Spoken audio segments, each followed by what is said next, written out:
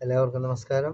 സുഹൃത്തുക്കളെ, സഹോദരന്മാരെ, പുതിയൊരു വീഡിയോ ആയിട്ട് ഇറങ്ങിയിരിക്കുന്നു. ഇന്ന് രാവിലെ ഒരു വീഡിയോ കാണാനിടയായി.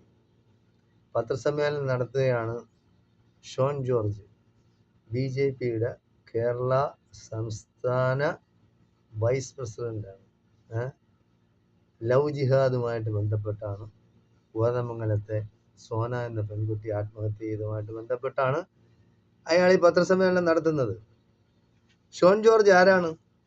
കേരള രാഷ്ട്രീയത്തിലെ നപുംസകം, വേസ്റ്റായ PC ജോർജിന്റെ മകൻ. PC ജോർജിന് BJPക്കാർ തന്നെ കൊടുക്കുന്ന ഫുൾ ഫോം എന്ന് പറയുന്നത് പരമചെറ്റയായ ജോർജ് എന്നാണ്.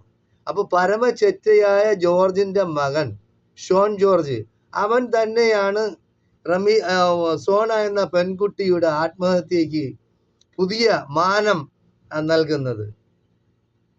കേരളത്തെ എങ്ങനെ കലാപഭൂമിയാക്കാം എന്ന് മൈക്രോസ്കോപ്പ് വെച്ച് ഓരോ ദിവസവും ഇവര് പരീക്ഷണം നടത്തിക്കൊണ്ടിരിക്കുകയാണ്.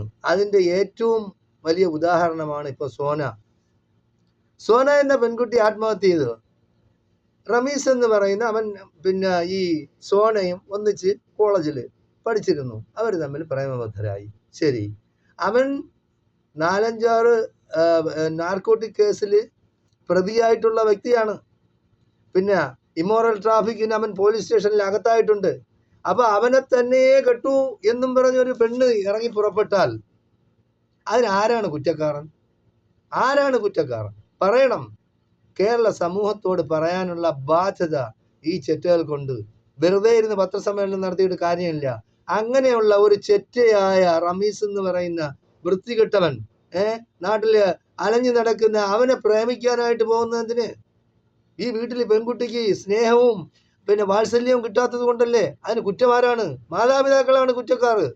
അവരാദ്യമേ പഠിപ്പിച്ചു വിടണം. മക്കളാ, നിങ്ങൾ പ്രേമിക്കുന്നെങ്കിൽ സ്വന്തം സമുദായത്തിൽപ്പെട്ട ആൺകുട്ടികളെ പ്രേമിക്കണം.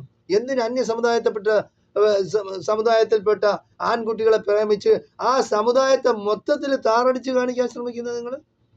ആൺകുട്ടികളാവുമ്പോൾ അല്ലെങ്കിൽ പെൺകുട്ടികളാവുമ്പോൾ അവരെ കൗമാര പ്രായത്തിൽ ആരെങ്കിലുമായിട്ടൊക്കെ ഇഷ്ടം തോന്നും. ചിലർ അവരുടെ ബാക്കിൽ നടക്കും. ചിലർ ആ ക്യാമ്പസ് വിടുമ്പോൾ തന്നെ അതങ്ങനെ പ്രണയം ഇല്ലാതാവുകയും ചെയ്യും. ചിലർ അസ്ഥി പിടിച്ച പ്രേമമുള്ളവർ പിന്നീട് വിവാഹത്തിന് ആയിട്ട് പുറപ്പെടുകയും ചെയ്യും. അപ്പോൾ ചിലർ വീട്ടുകാർ സമ്മതിച്ച് തന്നെ വിവാഹം നടത്തി കൊടുക്കും. ചിലർ വീട്ടുകാർ സമ്മതിക്കാതെ അവർ പോയി രജിസ്റ്റർ വിവാഹം കഴിക്കും. അതിനെ ഈ ലവ് ജിഹാദ് എന്നും മറ്റും പറഞ്ഞ് വൃത്തികെട്ട ഈ സമ്പ്രദായം ഈ കേരള